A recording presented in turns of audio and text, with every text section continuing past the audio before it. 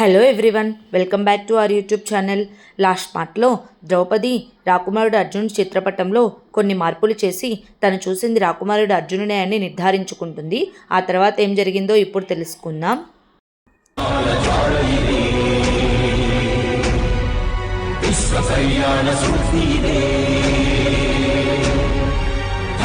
ధర్మము ఆది అనంతము సత్యము సార్థకలంకము చాత్యంకార పర్యవసానము శక్తిదే భక్తిదే జీవన్ముక్తికి మార్గమిదే పంచమ వేద సారం మహాభారతం కృష్ణుడు చూపిన లీల ఇది జీవన వేద మార్గమిది గీత జనించిన క్షేత్రమే ఇది మహాభారతం.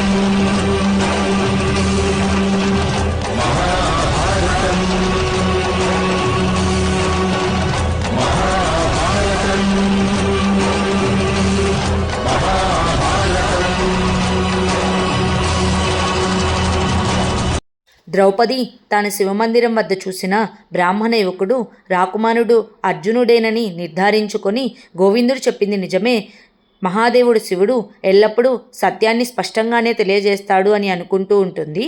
ఆ తర్వాత అర్జునుడు నకులుడితో, నకుల, మనం ఇప్పుడు బ్రాహ్మణ వేషంలో ఉన్నాము. ఆ స్వయంవరంలో కేవలం క్షత్రియులు మాత్రమే పాల్గొనాలి కనుక మన కోసం ఎవరూ ఎదురు చూడరు. మనం అమ్మ చెప్పినట్లే ఈ రాత్రికే కాంపిల్య నగరం వదిలి నైమిషారణ్యం వైపు బయలుదేరాలని చెప్పి వాళ్ళకి సహాయం చేసిన కుమ్మరి నిద్రపోతూ ఉండగా 5గురు కలిసి ఆయనకు ప్రణామం చేసి అక్కడి నుంచి బయలుదేరుతారు. ఆ తర్వాత ద్రౌపది రాకుమారుడు అర్జునుడు ఖచ్చితంగా రేపు స్వయంవరానికి వస్తాడు, గోవిందుడు చెప్పింది నిజమే, విధాతకు ఆహ్వానం పంపించాల్సిన అవసరం లేదు అని అనుకుంటూ ఉంటుంది. ఆ తర్వాత రోజు ఉదయాన్నే స్వయంవరాన్ని ఏర్పాటు చేస్తారు. అక్కడ ఉన్న సైనికులందరూ రాకుమారులు ఎవరెవరు వస్తున్నారో అందరి పేర్లు చదివి వినిపిస్తూ ఉంటారు. ధృతరాష్ట్ర కుమారులైన హస్తినాపురం యువరాజు దుర్యోధనుడు, అంగదేశానికి రాజు అయిన కర్ణుడు, గాంధార రాజు ధృతరాష్ట్రులకి ఆత్మీయ బంధువైన గాంధార మహారాజు శకుని, ఇంకా హస్తినాపురం రాకుమారుడైన దుశ్శాసనుడు, విదర్భరాజు అయిన రుక్మి, అందరూ ఇంకా వివిధ దేశాల నుంచి చాలామంది రాజులు స్వయంవరానికి వస్తారు. ఆ తర్వాత అందరూ ఎవరి సింహాసనాల్లో వారు కూర్చుంటారు. అప్పుడే కర్ణుడు ఏర్పాట్లన్నీ చాలా ఘనంగా చేశారు, అలంకరణ కూడా చాలా అందంగా ఉంది అని అంటాడు. వెంటనే శకుని, ఎడారుల్లో వసంతాలు వెల్లివిరిసినప్పుడు ఎండమావులే వస్తాయి కదా అంగరాజా అని అంటాడు. అప్పుడు కర్ణుడు, మీరు పాంచాల దేశాన్ని శత్రురాజ్యంగా భావిస్తారు కదా, కానీ ఒక శత్రువు ప్రశంసనీయదగ్గ యోగ్యుడైనప్పుడు ఖచ్చితంగా ప్రశంసించాలి, అది వీరుడి లక్షణం అని అంటాడు.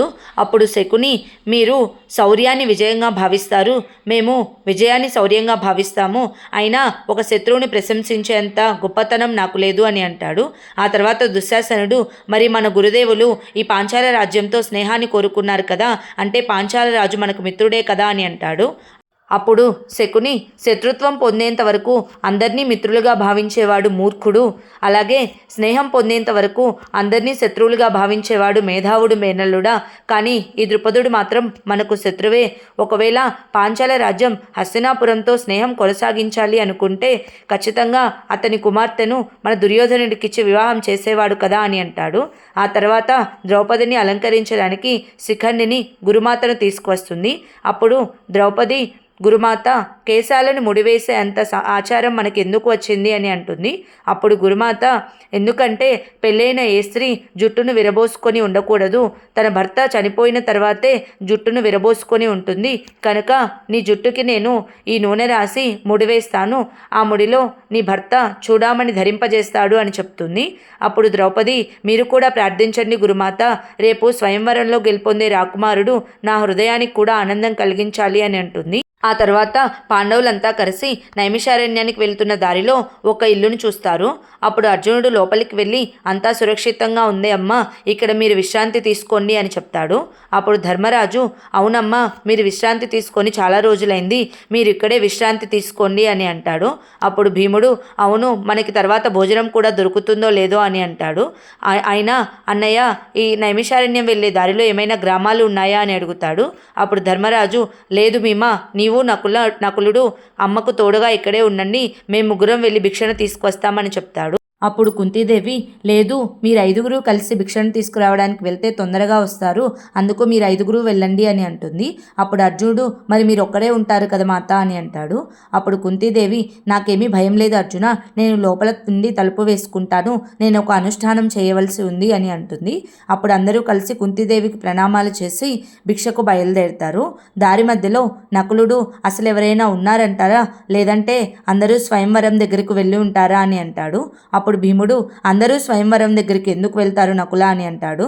అప్పుడు నకులుడు, ద్రుపద మహారాజు ఘనంగా స్వయంవరం ఏర్పాటు చేశారని విన్నాను, అంతేకాదు స్వయంవరంకి వచ్చిన వాళ్ళకి ఒక బంగారు ముద్రికలను కూడా బహుమానంగా ఇస్తున్నారని చాటింపు వేయించారు.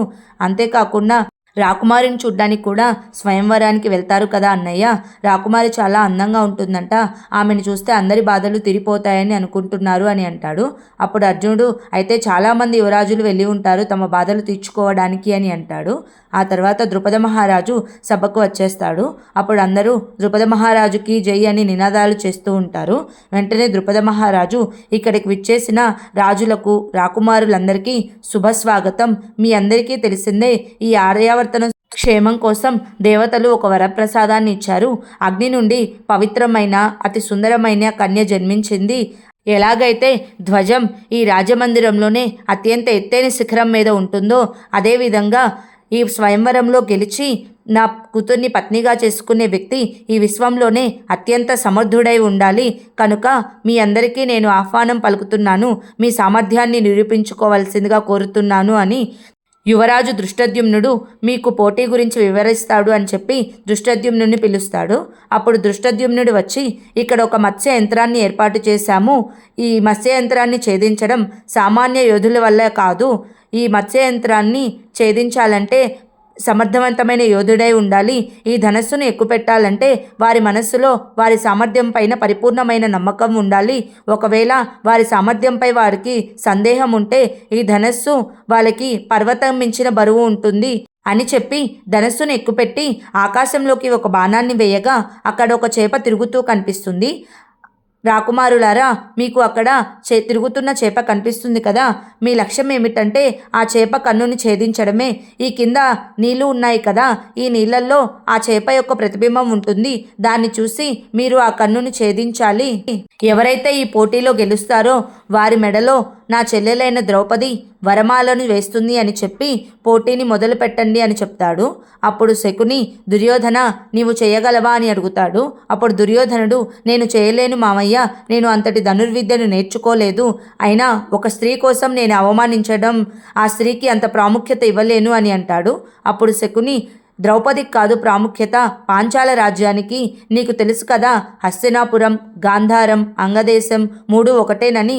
అర్ధ పాంచాలం కూడా అశ్వత్థామదే కదా, అతను కూడా మనవైపే ఉన్నాడు, కనుక ఈ పాంచాల రాజు కూడా మనవైపే ఉండాలి అని అంటాడు. అప్పుడు దుర్యోధనుడు, అయినా ఇది పోటీలాగా లేదు, సమస్త రాజులకు అవమానంగా ఉంది, అయినా కేవలం ధనుర్విద్యలో పోటీ పెట్టడం ఏమిటి, గదా యుద్ధంలో కత్తి యుద్ధంలో కూడా పోటీ పెట్టి ఉండొచ్చు కదా, ఈ పోటీలో నేనే కాదు కదా, ఎవ్వరూ గెలవలేరు, అసలు ఈ విశ్వంలో ఈ పోటీ గెలిచే వాళ్ళు ఎవరైనా ఉన్నారా అని అంటాడు. వెంటనే అంగరాజు కర్ణుడు, మిత్రమా, నేను ఈ పోటీలో గెలవగలను, ఒకవేళ ఇది స్వయంవరంలో భాగం కాకుండా ఉండుంటే ఈ మత్స్యంత్రాన్ని నేను ఛేదిస్తాను అని అంటాడు. అప్పుడు శకుని, ఇప్పుడైనా ఏముంది అంగరాజా, మీరు మత్స్యంత్రాన్ని ఛేదించవచ్చు కదా అని అంటాడు. లేదు శకుని మామ, ఈ పాంచాల రాజ్యానికి అల్లుడు అయ్యే అర్హత నా మిత్రుడు దుర్యోధనుడికి మాత్రమే ఉంది అని అంటాడు. అప్పుడు శకుని, పోటీలో నువ్వు గెలిచి కన్యను దుర్యోధనుడికి ఇచ్చి వివాహం చేయవచ్చు కదా అని అంటాడు. అప్పుడు కర్ణుడు, ఇది ధర్మమేనా, ఒకరి కోసం పత్నిని గెలుచుకొని రావడం అని అంటాడు.